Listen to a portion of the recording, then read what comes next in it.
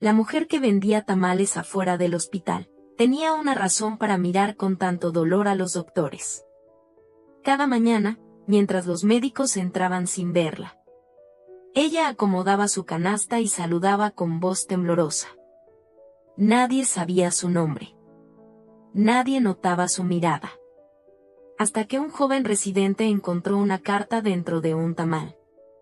Y al leerla, descubrió la verdad que ese hospital había escondido por más de 20 años.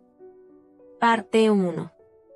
Cada mañana, desde las 5:30 de la mañana, ella colocaba su canasta en el mismo rincón, afuera del Hospital General del Sur, justo al lado del árbol seco que nadie podaba. Tenía el cabello recogido, los brazos curtidos por el sol, y una mirada que a ratos parecía pedir ayuda. Y a ratos, perdón. Tamales calientitos, recién hechos. De rajas, de dulce, de mole. Su voz apenas se escuchaba entre las ambulancias. El barullo del tráfico. Y los pasos apurados de doctores y enfermeros que no la miraban jamás. Se llamaba Leonor. Aunque en los recibos de gas y en el registro del mercado de la colonia figuraba solo como Doña Leo. Pero dentro de ella seguía viva la otra versión de su nombre. La que nunca debió haber desaparecido. La que ese hospital le arrebató una madrugada de hace 21 años. La gente decía que Doña Leo era muda. O que tenía retraso. O que vivía sola desde siempre. Pero lo cierto es que ella había aprendido a callar. Porque hablar la había destruido una vez. Y no pensaba repetirlo. La rutina era la misma. Acomodar su banquito. Tender el mantel de plástico. Abrir la vaporera con cuidado.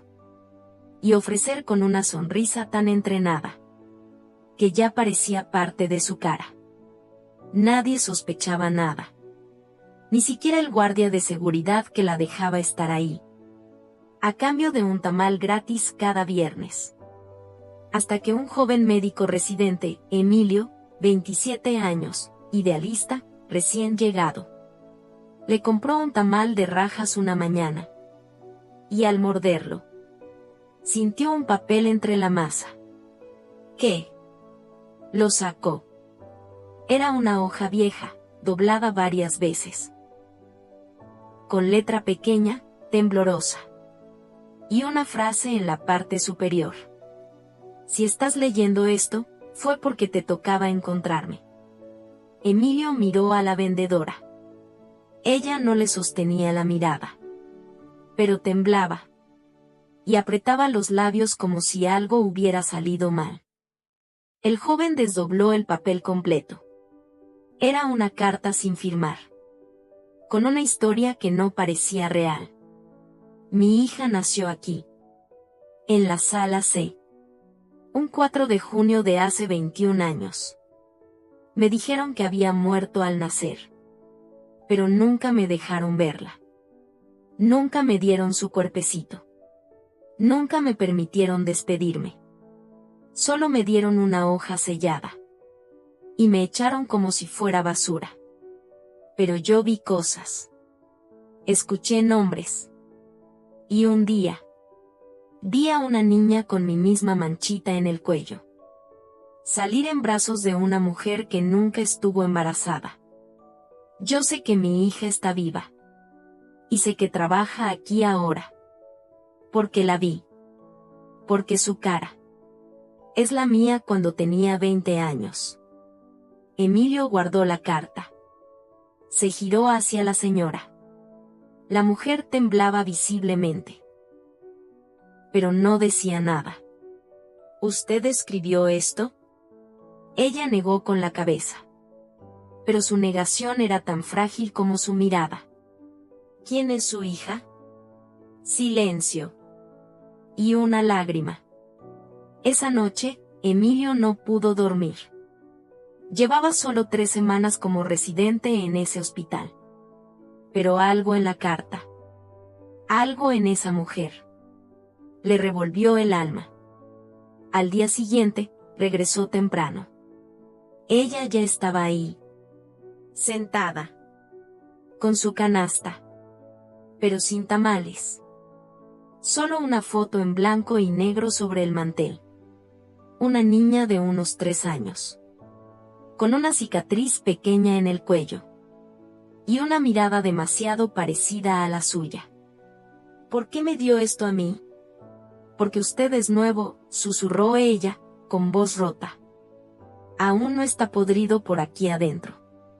Emilio se llevó la foto y comenzó a investigar. Revisó archivos antiguos. Buscó registros de nacimientos del 4 de junio, hace 21 años. Pero algo no cuadraba. No había ningún parto registrado ese día en la sala C. ¿Cómo es posible?, le preguntó a una enfermera mayor, en confianza. ¿Sala C? Hace 20 años esa sala era donde escondían los partos que nadie debía ver. ¿Cómo que escondían? La enfermera bajó la voz. Abortos ilegales, niñas violadas, mujeres sin papeles, indígenas. Se hacían cosas. Se callaban cosas. Y algunas criaturas no se perdían. Se repartían. ¿Qué quiere decir? Que algunos doctores tenían amigos poderosos. Y esos niños desaparecían. Pero no todos morían. Esa noche, Emilio lloró. No sabía si era por la historia, por la foto, o por la idea de que algo tan monstruoso pudiera haber pasado. Justo en los pasillos donde él ahora estudiaba para salvar vidas. Y al día siguiente, Doña Leo no apareció. La canasta vacía. El banquito solo. Y una nueva nota, pegada al árbol. Si usted encontró la verdad, ayúdeme a encontrarla a ella. Solo quiero mirarla una vez. Saber que está viva. Que no la soñé. No le diré quién soy. No le pediré nada. Solo un segundo. Emilio supo que ya no había vuelta atrás. La mujer de los tamales no mentía. Y su hija estaba más cerca de lo que todos creían. Parte 2. La mujer que vendía tamales afuera del hospital tenía una razón para mirar con tanto dolor a los doctores. El hospital seguía funcionando con su rutina monótona. Sirenas entrando, enfermeros corriendo. Doctores agotados. Pacientes que iban y venían sin que nadie recordara sus nombres. Pero Emilio ya no miraba igual. Los expedientes, los pasillos, incluso las paredes viejas, le parecían ahora escenarios de un crimen sin resolver. Llevó la foto en blanco y negro a su dormitorio de residentes. Y la observó durante horas. La niña tenía la misma curva en la sonrisa que la señora Leo. Esa tristeza dulce, que no se puede fingir. La cicatriz en el cuello era clara. Una pequeña mancha de nacimiento.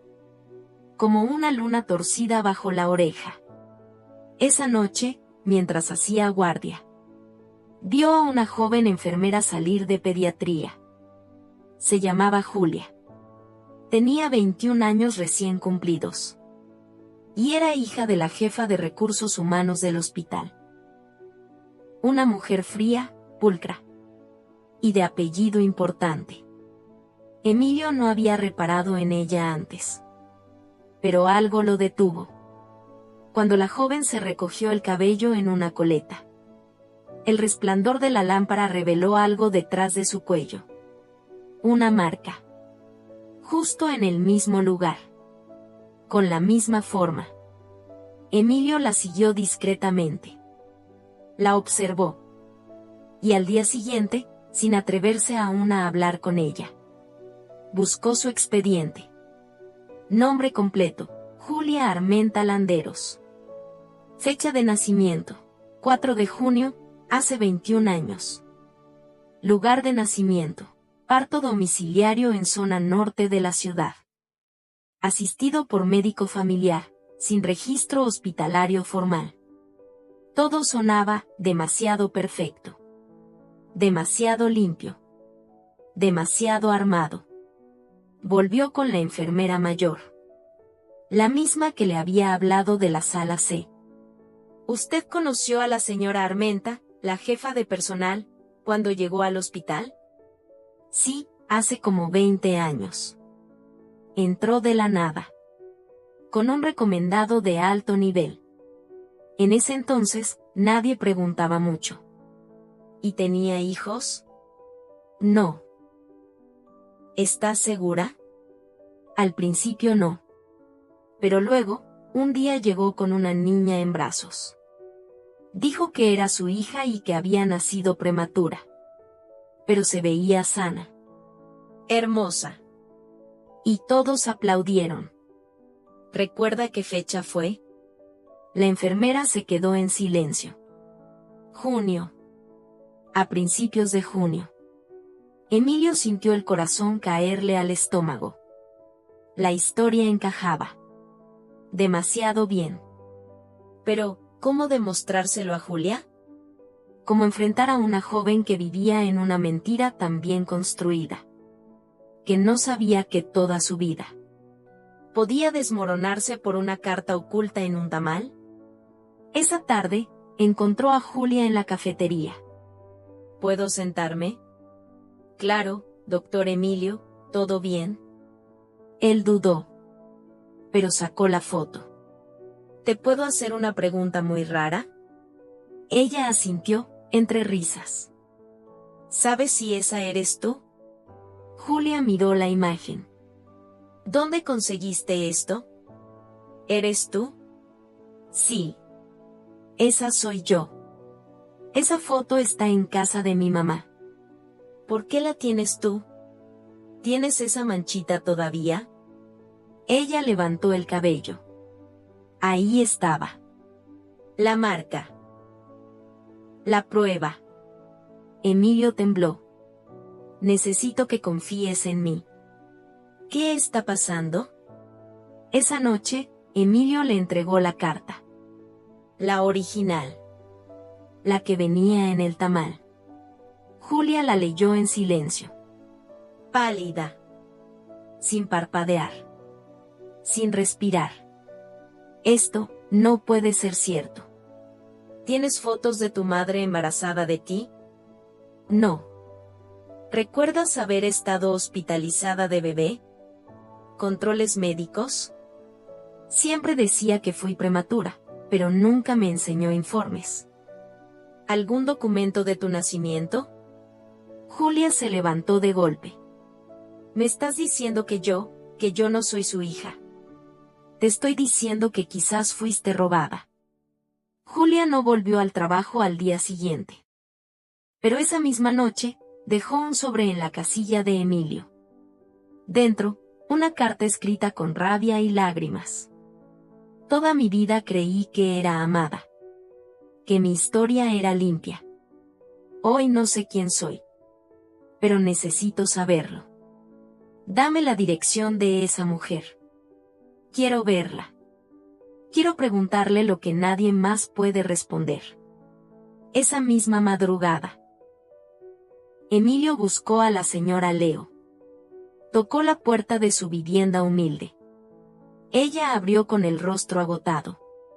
Y los ojos húmedos. Ya sabía. ¿Es ella? Preguntó con voz de hilo. Él asintió. ¿Y quiere verme? Sí. Leo se tapó la boca. Y por primera vez, lloró sin esconderse. Al día siguiente, a las 6 de la mañana, antes de que amaneciera, una joven se bajó de un taxi frente al árbol seco. La mujer de los tamales ya estaba ahí, pero no llevaba canasta. Solo traía en las manos una nota doblada. Caminaron una hacia la otra. Con miedo. Con hambre de verdad. Y con un solo deseo. encontrarse. Y cuando estuvieron frente a frente, sin hablar, sin necesitar palabras, las dos supieron que se estaban reconociendo, aunque el mundo todavía no lo hiciera. Parte 3. Nadie presenció ese encuentro, pero el silencio que dejó fue más poderoso que cualquier testigo. Julia se sentó junto a la mujer, en el banquito que alguna vez sostuvo una canasta llena de tamales. Las dos temblaban, y ninguna sabía por dónde empezar. Hasta que Leo sacó una carta arrugada, la misma que había escrito 20 años atrás, una y otra vez, como si al escribirla pudiera limpiar el tiempo. No estoy aquí para reclamarte nada, dijo con voz baja. Solo quiero saber si en algún rincón de ti me recuerdas. Julia miró el papel sin tomarlo. Sus ojos se llenaron de lágrimas antes de leer una sola palabra. No recuerdo nada, pero siento, como si mi cuerpo sí supiera, como si mis manos te reconocieran antes que mi mente. Leo asintió. Sonrió. Y por primera vez, la abrazó. No como madre, ni como extraña, sino como alguien que había estado rota demasiado tiempo. Y al fin encontró la grieta por donde podía entrar la luz. En otro rincón del hospital, Emilio miraba desde lejos. Sabía que ese momento no le pertenecía, pero sí la verdad que lo hizo posible. Esa tarde, Julia no volvió a casa. Se fue a un hotel modesto. Y desde ahí, llamó a la mujer que la había criado durante 21 años. Mamá. Necesito hablar contigo. ¿Qué pasa, hija? Quiero saber de mi nacimiento. Quiero ver fotos tuyas embarazada. Quiero pruebas. Silencio. Julia, ¿qué tonterías estás diciendo? Dime la verdad. ¿Quién te llenó la cabeza de basura? ¿Soy tu hija, o no? La línea se quedó muda unos segundos. Y luego, una voz que no parecía la de una madre, sino la de alguien atrapada entre el miedo y la culpa, respondió. Tú eres mía porque yo te crié. Porque te alimenté. Porque te hice quien eres. ¿Pero soy tu hija de sangre? Tú eres mía. Eso es todo lo que necesitas saber. Y colgó. Julia temblaba. Esa noche, buscó documentos, actas, fotos. Encontró inconsistencias. Fechas que no coincidían. Papeles con tachaduras. Una nota dentro de una caja de zapatos, donde una enfermera pedía discreción, a cambio de una oportunidad única de maternidad. Ahí estaba todo. No dicho, pero confesado. Días después, una comisión especial llegó al hospital. Gracias a las gestiones de Emilio y a la denuncia anónima de una enfermera jubilada, comenzaron a investigar casos similares. El escándalo explotó en medios. Hospital encubrió adopciones ilegales por más de 2 décadas. Historias robadas, madres silenciadas, vidas reconstruidas con mentiras. Julia se negó a dar entrevistas. Leo también. Pero el país entero hablaba de ellas, aunque no las nombraran. Emilio recibió una carta manuscrita semanas después. Sin firma, pero con un dibujo de una mujer abrazando a una niña bajo un árbol. Y una frase escrita abajo. Gracias por escuchar la historia que nadie quiso oír. Julia comenzó terapia. No con psicólogos del hospital, sino con una mujer que había pasado años curando su propio silencio. Leo. Se veían una vez por semana. A veces hablaban. A veces no. Pero en cada encuentro, la distancia se hacía más pequeña. Y el dolor. Más liviano. Un día, Julia llevó algo a casa de Leo. Una caja de madera. Dentro, una grabación en cinta vieja. Con voz infantil. Mamá, te extraño. Cuando sea grande te voy a encontrar. Lo prometo. Leo la escuchó. Y se quebró. Porque no recordaba haber grabado eso. Pero sí haberlo deseado toda la vida.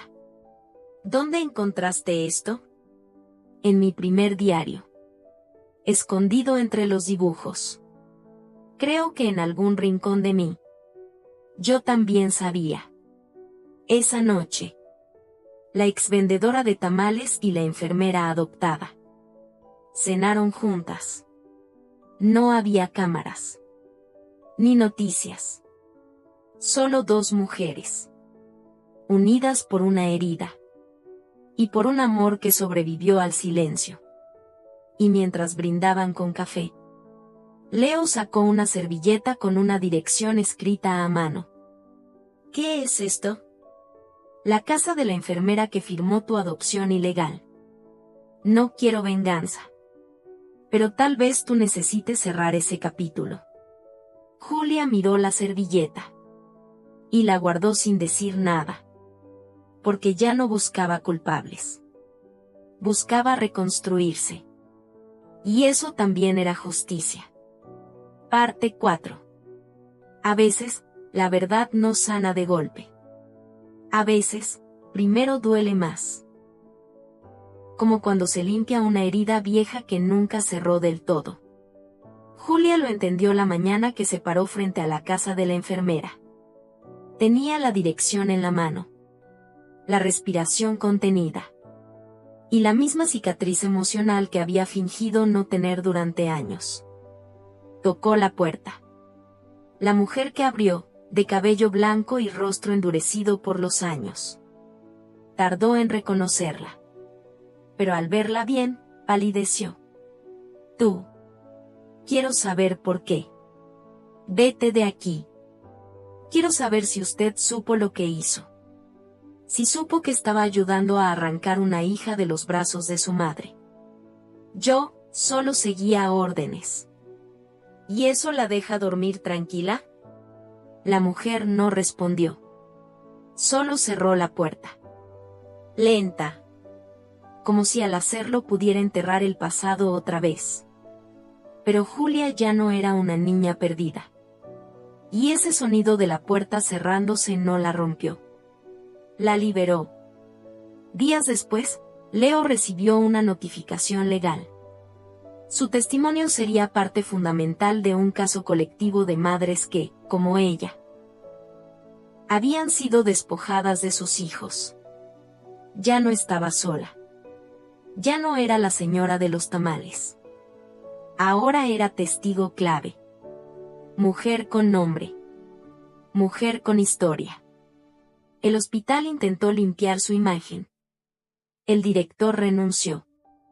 Los medios callaron poco a poco. Pero algunos no olvidaron. Y entre ellos, el doctor Emilio. Un mediodía, Julia se presentó ante la comisión del hospital. Con uniforme blanco. Pero sin escudo. No vengo como trabajadora. Vengo como hija. Como víctima. Y como mujer que exige que nunca más otra madre tenga que vender comida frente al hospital. Donde le arrebataron lo más valioso. Los presentes no supieron qué decir. Porque frente a ellos estaba la prueba viviente. De que el sistema había fallado. Y que aún así, el amor encontró el camino. Esa noche, Julia y Leo caminaron juntas por el parque del barrio. Sin cámaras. Sin frases ensayadas. Solo ellas. ¿Crees que algún día pueda llamarte mamá? Preguntó Julia. Leo apretó su mano con fuerza. Llévame como quieras. Pero no me sueltes nunca más. El sábado siguiente, hicieron algo simbólico. Leo vendió tamales una última vez. Pero esta vez, frente a la Facultad de Medicina. Y cada tamal venía con un mensaje diferente.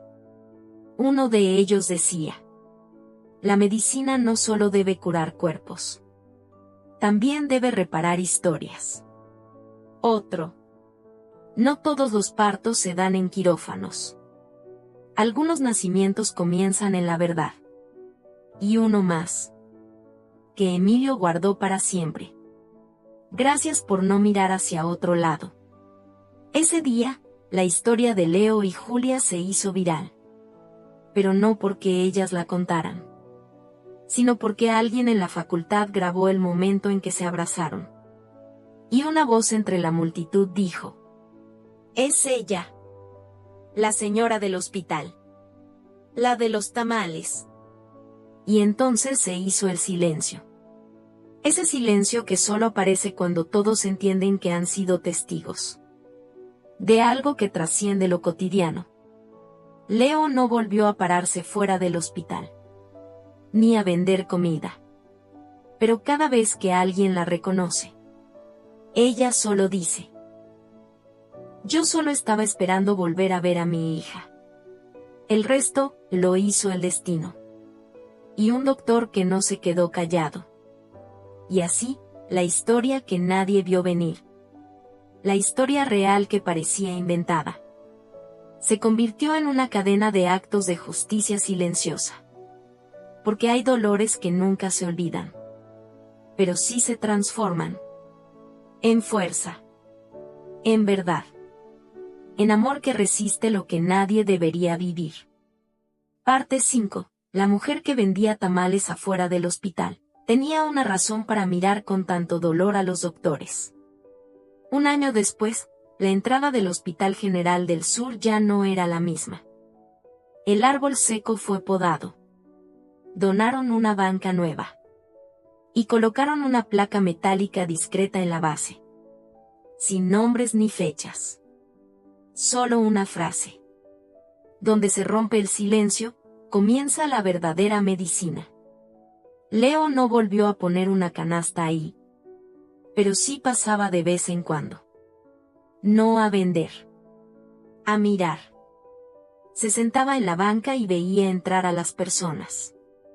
Ya no como la invisible, sino como alguien que había enseñado a todo un hospital que una vida no vale por su expediente, sino por su historia.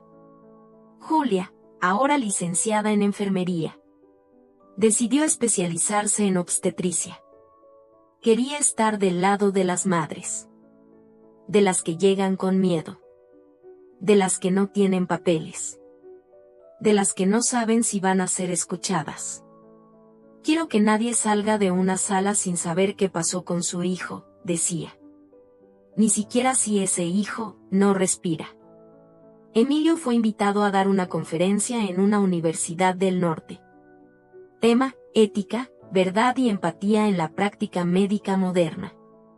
Antes de empezar, sacó un objeto pequeño de su portafolio. Una nota doblada con una mancha de mole. Esto me la dio una señora que vendía tamales afuera de mi hospital. Y esta nota cambió mi forma de entender la medicina. Leyó en voz alta.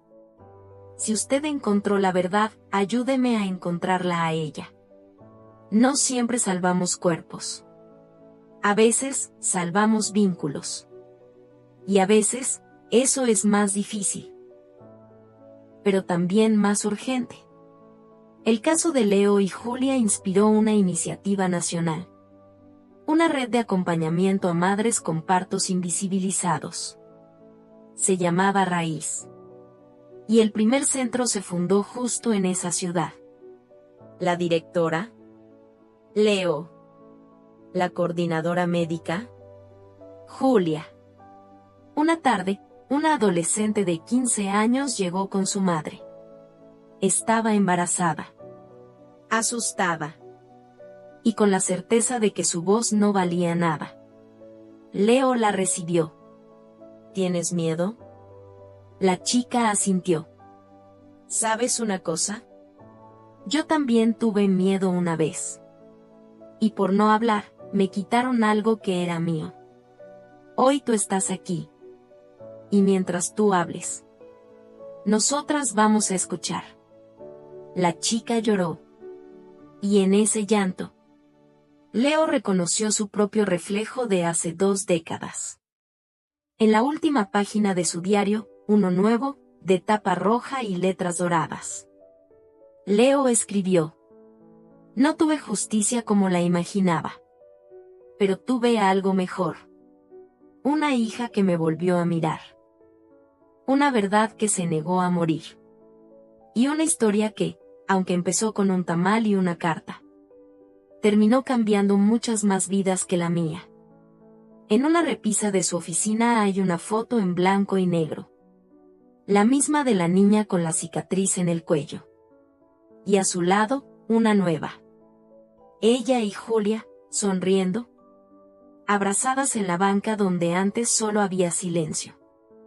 Y debajo, un letrero bordado a mano. A veces, la verdad se cocina a fuego lento. Pero cuando está lista, sana,